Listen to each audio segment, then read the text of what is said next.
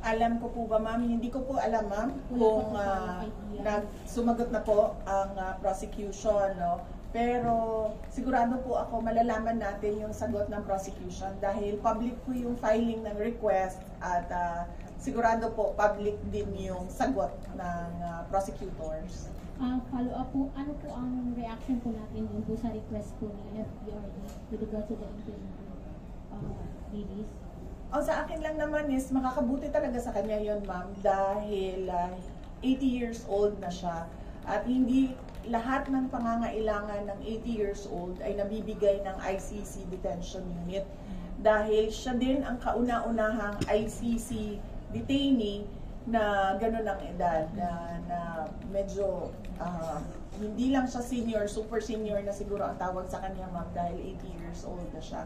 So mas maigi siguro na meron siyang interim release wherein meron din siyang available na mga nurses and caregivers na mag-assist sa kanya.